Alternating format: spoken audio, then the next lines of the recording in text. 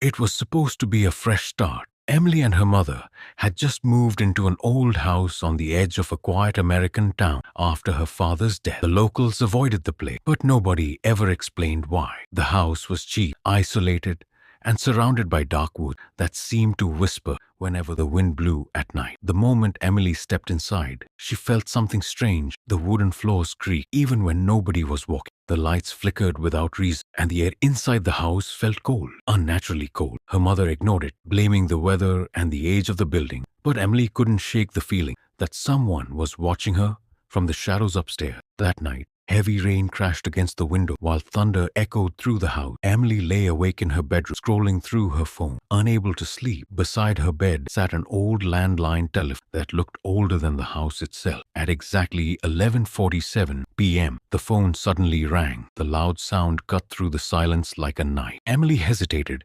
before slowly picking up the receiver. "Hello?" she whispered nervously. For a moment, there was only static. Then a distorted male voice answered softly, "I can see you." Emily's face turned pale. She looked around the room, confused and terrified. "Who is this?" she asked shakily.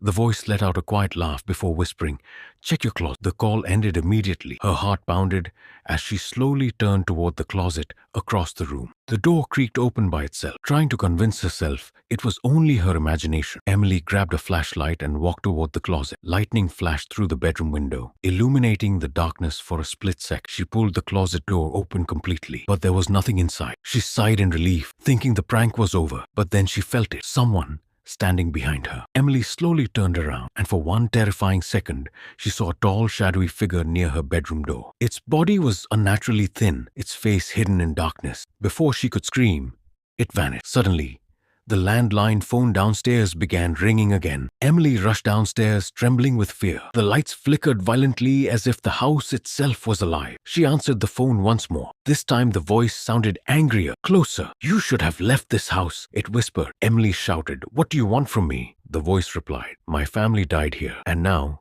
you sleep in my room." As Emily backed away from the phone, she noticed old family photographs hanging on the wall. In one picture stood a man with hollow black eyes staring directly into the camera. Then suddenly, every light in the house went out. Complete darkness filled the room. Emily could hear slow footsteps dragging across the floor above her. Then a loud creak echoed through the hallway. The basement door slowly opened by itself. A freezing wind rushed out from the darkness below. Emily raised her flashlight toward the basement stair and slowly stepped down. The deeper she went, the louder the whispers became. At the bottom of the stair, her flashlight revealed words written across the wall in blood. "He never left."